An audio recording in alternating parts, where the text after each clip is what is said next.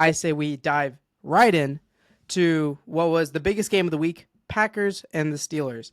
Obviously, Aaron Rodgers' return game, or not return, I'd say it was in Pittsburgh. So, just a big game in general. Playing his old team for the first time. If he had won this game, he would have been one of just a few quarterbacks to beat every single team in the league. And instead, the Packers ended up winning 35-25. Just a few basic stats here. Jordan Love goes for 360 yards, 3 touchdowns, no picks. Pretty much a perfect day out of him. The Packers' ground game got it going in large part due to Emmanuel Wilson, their backup.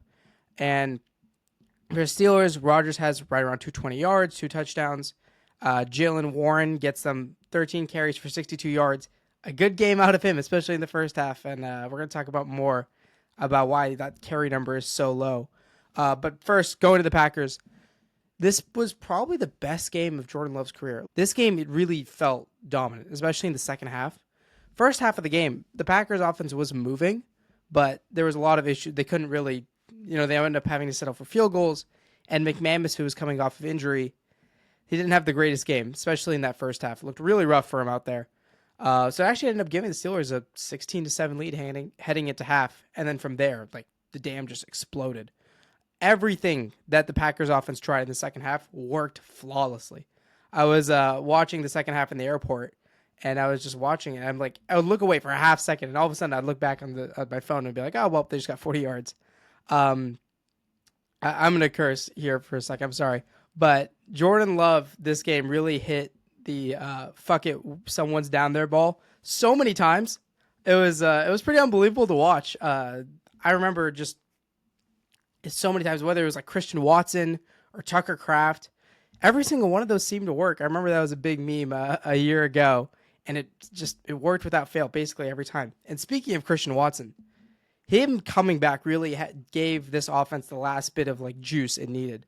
Throughout the whole first half of the year, I'd say this Packers offenses looked very shaky up and down. Sometimes, like we saw in the Dallas game, they put up 40 and everything they tried worked. And then other times, like we saw against the Browns, it did not work out at all. So I think Christian Watson really gives them that true receiver deep threat that they've been missing for this whole time. And he looked really good in his first game back. Christian Watson's has always been one of those players where the talent is so obvious. But, I mean, he was never able to get it to click, or because of all the injuries, So hopefully he's able to stay healthy. We see how he looks like in this offense for a prolonged period of time, because I really think he could be like that X factor that pops everything. Like I mentioned before, Josh Jacobs in this game really couldn't get much going, and I think he had to come out because of injury. And in his place, Emmanuel Wilson came in, and it really did provide a big pop for that Packers run game. Because Josh Jacobs is a straight, downhill runner, power back, and sometimes you just need a little bit of elusiveness. So they got that with Emmanuel Wilson. I'm curious to see how that looks like going forward as far as them splitting carries. And I think, probably outside of, Aaron Rodgers coming back, and what ended up being the biggest story of this game was Tucker Kraft. It was unbelievable. I think he finished with 150 yards, 2 touchdowns, and he has a burst to him.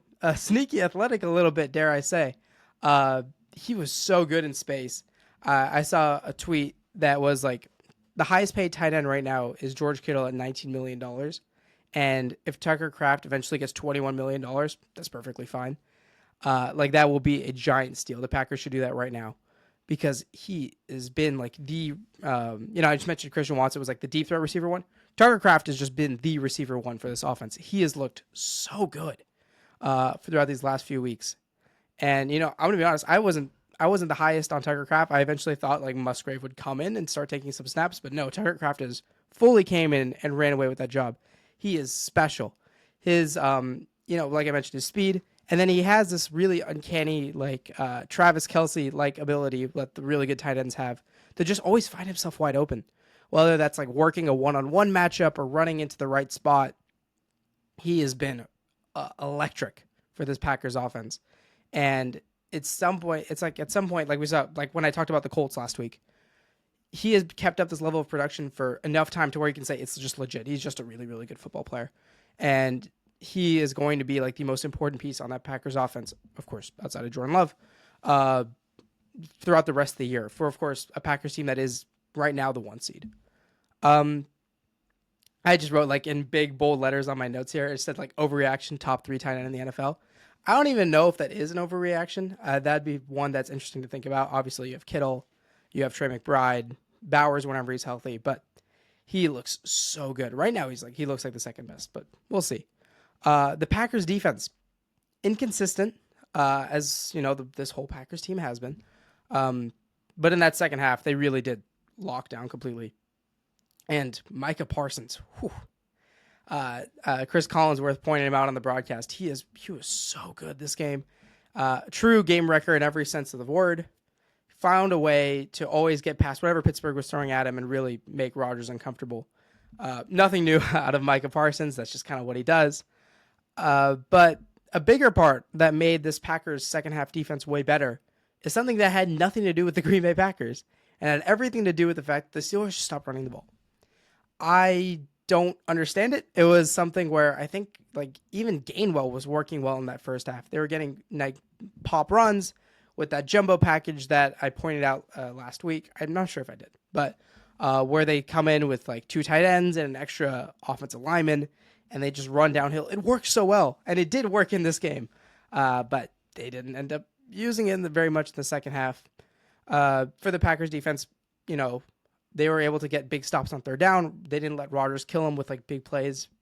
For the most part, just like handled business and let that offense go to work.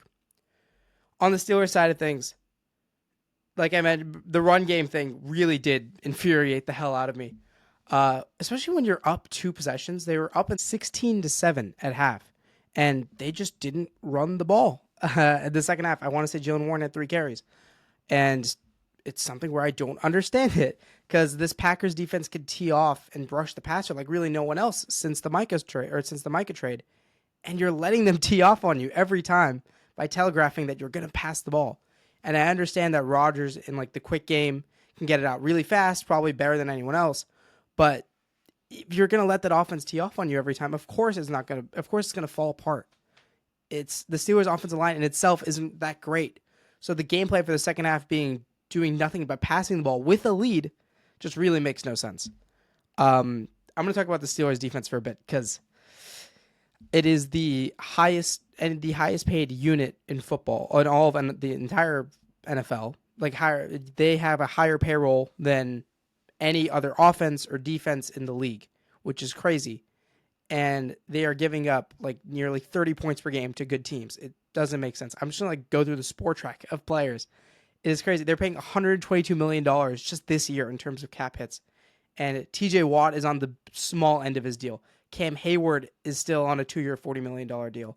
Alex Highsmith is still being paid, and he's not even out there right now. Jalen Ramsey is in the cheap $5 million portion of what is now a 4-year deal that is going to go on and that will eventually pay him $30 million in a couple years. If you look at this defense, it is in theory stacked. Like there are so many pieces here, but they're just old pieces. They're really players that aren't that good right now. Something that I never thought I'd frankly say is like TJ Watt is okay. He's fine. He doesn't give you the same impact that he used to. I feel like whenever it was like before TJ Watt in like the primetime lights, you could always count on him to make like some absurd play.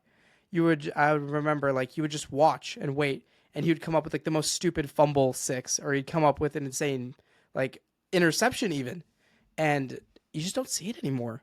You don't see TJ Watt go wreck the game, kind of like Micah did. It was it's something odd, something you really don't see, or I haven't seen out of TJ Watt in a long time. And for Jalen Ramsey, I'm a Niners fan, so it's safe to say I'm not the biggest Ramsey guy. But even removing my bias, he looks to be a mistake at that corner spot. And the Dolphins look really smart to get out of that contract right now because he's rough. He doesn't have the speed to really go be like a true shutdown outside corner like he used to be. So what's ended up happening is he's like playing this like slot / safety role. That's like, it's such a luxury to have an overkill to have Jalen Ramsey in that role. Yet there they are doing it. And the defense as a whole just can't cover well, even with a corner I really like in Joey Porter Jr. Their linebacker play is like fine. Patrick Queen is fine. Their safety play isn't good. For a team who has specialized on defense the last few years, and we've always just said they're a quarterback away. They just need competent quarterback play because we know their defense will carry them. We know they have this. It's weird that they now finally have the competent quarterback play, and now here comes down everything else.